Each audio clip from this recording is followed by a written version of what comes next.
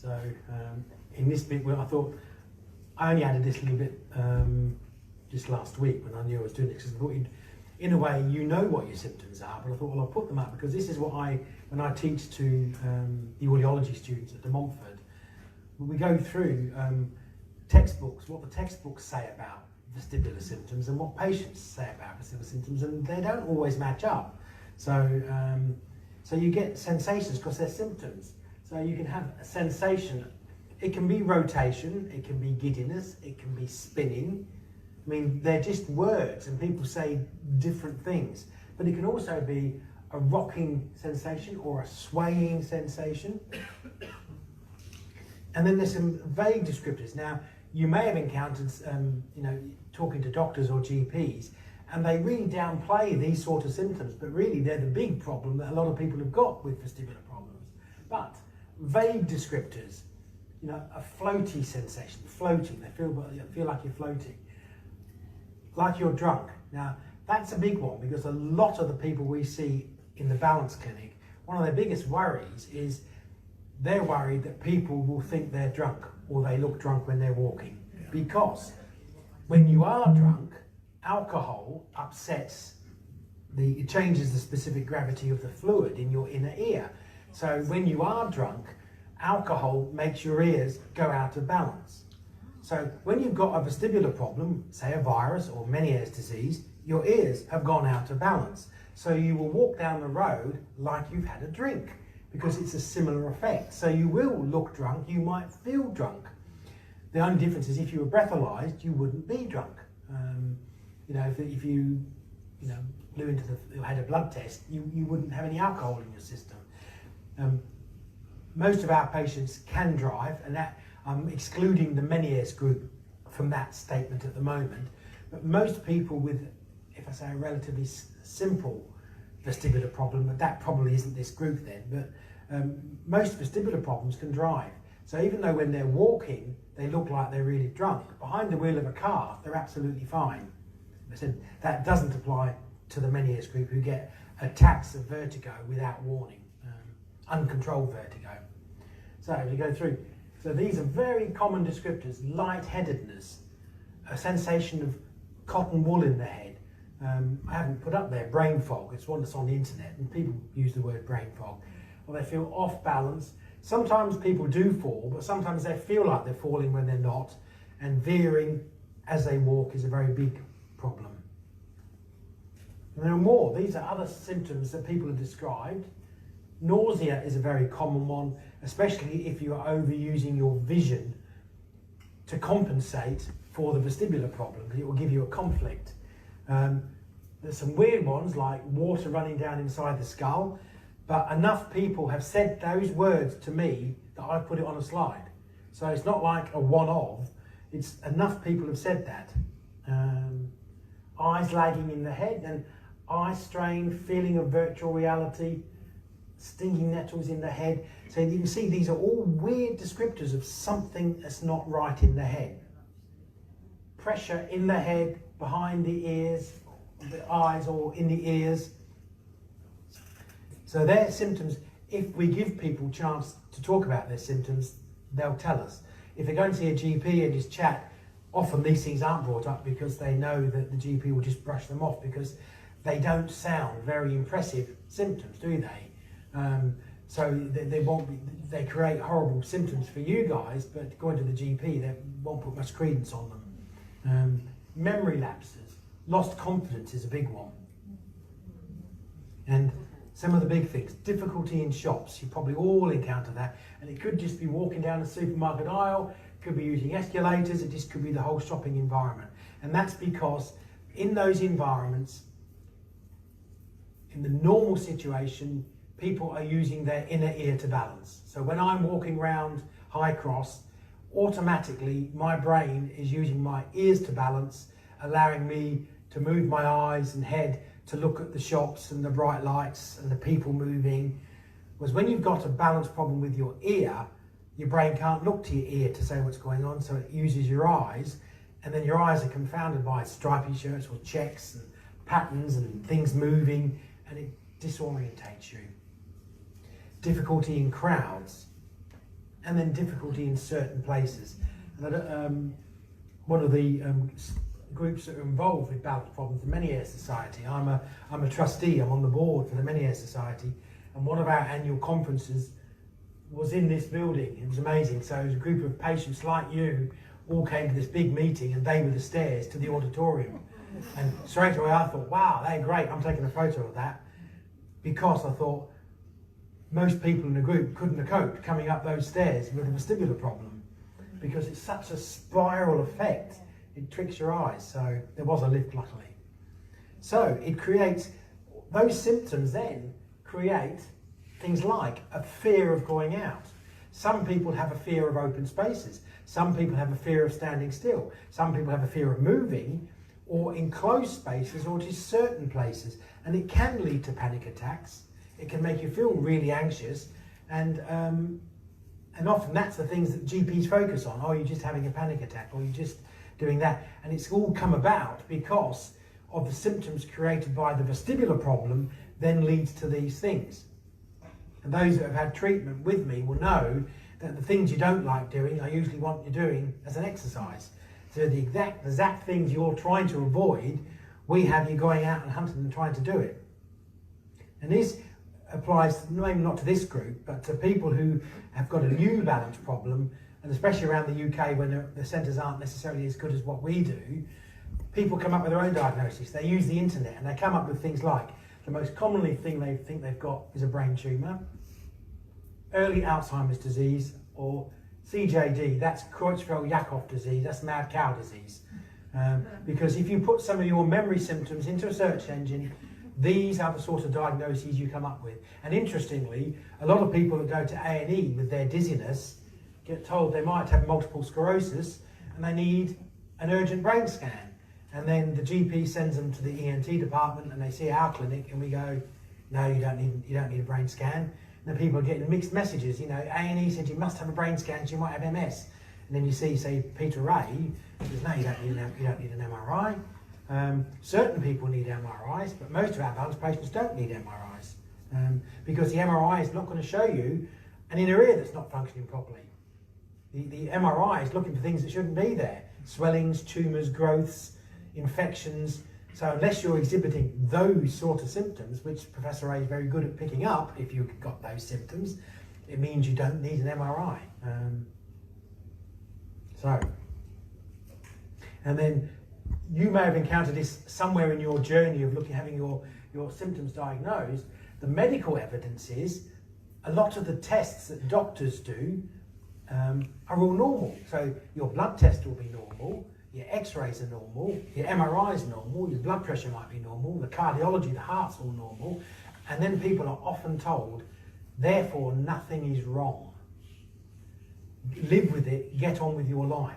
And you've had those previous pages of symptoms of giddy, fuzzy, rocking, not liking shops, veering when you're walking, and then you see some doctors that will say, well, there's nothing wrong, just get on with your life, and it probably makes you cross and frustrated. And you know something's wrong. That's the worst thing. You know something is wrong because it's not normal to feel that way. But what this means is the tests are all normal. You haven't got an ongoing pathology. You haven't got an infection that will show up in the blood. You haven't got changes that will show an x-ray. You haven't got a growth on an MRI scan. Your blood pressure is okay. If anything, it might even be slightly low because low blood pressure adds to these symptoms. So being in the right sort of treatment centre is important. So, if you have a balance problem, can exercise help? Firstly, let's answer, can anybody's balance get better? And the answer is yes. With exercise and practice, anybody's balance can be made better. So, if you've got a balance problem, can exercise help? Well, then yes, exercise can help. It might not get you symptom-free and all those sort of things, but it can make your balance better, because I would say all balance problems can have some help with exercise. You know, it might not be as much as you want it to be, but with repetition and exercise, balance can get better. Problems related to the inner ear do really well with exercise because the balance system can be retuned. So if I say normal vestibular problems, and then say with the proviso, this group is probably not a normal group of vestibular patients, because we see something like 7,000 patients a year in the Balance Clinic. We see lots of people. A lot of people get back to almost normal. Obviously, if you have ongoing problems, you can find like-minded people in a group, but a lot of our patients get back to almost normal with repetition and exercise. But if you have other problems like Meniere's disease and drop attacks, recurrent BPPV, vestibular migraine, or you've had bilateral problems, so both ears are affected, all of those factors then make things much harder. So a simple, single-sided, one episode of labyrinthitis causing a balance problem should do really well with exercise. So in the literature, and these results, really we'd be looking for like an 80% improvement in balance outcome in over 80% of patients. But having said that, this group probably fall within the 20% that's not on that page. So the ideal person is someone who's got a simple, uncompensated unilateral vestibular problem. So a single one-sided problem, and then between Professor A's examination, your symptoms, the tests we do at the Balance Clinic, and me, we try and give you an exercise program to target your problems. But they're all hard. So what we try and do is look at the balance test, interpret them, explain how the tests match your symptoms, and then design exercises to target those, and then hopefully give you support, which this group is really good for now as a support mechanism, because that's what's missing. Because I don't mind people having my phone number at the Royal, but if people try to ring me, they'll know if I've got a patient with me, I don't answer the phone because it goes to my answer machine. And since I've got a patient with me, like 15 minutes, every 15 minutes nearly every day, unless they just catch me like at lunchtime or just I'm leaving the office, often I have to get back to them. So what I try and do is explain to people so their symptoms make sense, because those complex symptoms can be broken down and then worked out why you're experiencing that. And then if I can empathise with your symptoms, we can try and give you things to do to get better. But the balance exercises have to target the problems. We need to know where the site of the problem is and your medical status. So, you know, if you're in a wheelchair versus, or if you've got very low blood pressure, or if you've had a stroke, all those other sort of things can impact what exercises we use. And as you know, I tend to use home exercise programs, with the goal being trying to improve static and dynamic balance, improve the ability to see clearly when you're moving, because that's what's important, decrease disequilibrium, improve activity levels and physical condition, because when you've got a balance problem you become deconditioned because you can't be active, and it actually makes you destabilised. And a big one, this is what this group is about, decreasing social isolation. So important, because that's what balance problems create. Because one of the big things is you can look normal with a balance problem. People say to you, oh, you're looking well, and I try not to say that to my balance patients unless I am really convinced that they're looking better, because often they're feeling awful, they might put in brave faces and say, oh, you're looking better, is the last thing you want to hear. So I try not to say it just as a routine, or but you'll find family and other members will say that. So, the rehab plan, you can put comments on there. So, correcting other problems. Sometimes you've got back problems and neck problems. I mean, as you get older, your joints come into play. General fitness. Every balance problem has a psychological element. It's got to, especially when you've had it a long time. There has to be a psychological element to balance problems. You can't have symptoms for years that make you feel horrible and not understood and be isolated and not have some psychological element to it. Medication comes into it, because quite often you'll be aware we try and get people off the medications for balance problems. Sometimes we want them on it, but medications have to be used at the right times. And setting realistic goals, whether it's sort of family goals, social goals, or occupational goals, what you do with work, that they're all important to try and build in. And the things I have to consider, a person's level of independence. It's no good me giving someone who lives at home, on their own, up 3 flights of stairs, and they've got BPPV, which makes them so dizzy they fall over when they get up. It's no good me throwing them around on the couch and making them do exercises that are going to make them really dangerously off balance. So I've got to take that into account. The effect of driving is important because night driving versus day driving, different road types, whether you're a driver or a passenger, those things are things I consider when I do exercise programs. Each of these is almost a topic on their own, so I can't go into too much. The person's occupation, whether they're off work or whether they've just returned to work, and quite often by the time they get to see me, they say, I'm starting work next week. You know, I've been off 6 months, I'm starting back next week. I think, oh no. Because I say, well really, I'm going to make you feel worse to begin with. And if you've been off work 6 months, it's hard getting back to work, full stop, at that point in time.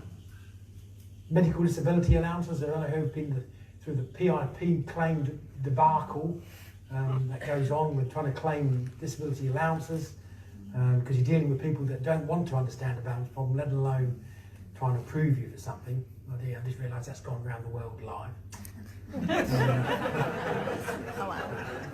And then specific situations, because some people find watching the TV a problem, but other people will find reading a book a problem. Other people find using the computer the problem. Lots of people find shops a problem. So we have to try and build the problems into the exercises because they've got to target the problems.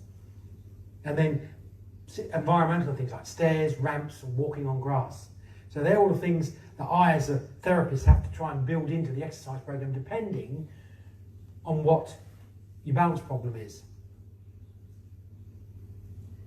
And then for those that have done gaze stability exercises, what I call the VOR exercises, it takes several months to retune the VOR. It's got to be context specific, so if you only do the exercises slowly, your VOR will retune to slow speed. But remember, we said it's the second fastest reflex in the body, so its function, its purpose is fast. So it's no good to be in a comfort zone and moving your head slowly. For your vestibular system to retune, it needs to be able to cope with fast movement, which is what I will build in. And as you all see me, we try and make people work hard, work at the limit, pushing all the time. And then when you do the target exercise and focusing on things, you know, we change how often you do, how long you do it for, background distractions, where the target is, how far away it is, build the speed up, and do it several times a day. And then I sometimes get people to use different coloured papers and backgrounds and sort of wrapping paper or stripes, and think, well, why am I being so horrible? It's because real life is horrible. When you've got a balance problem, real life throws up challenges like that down the street.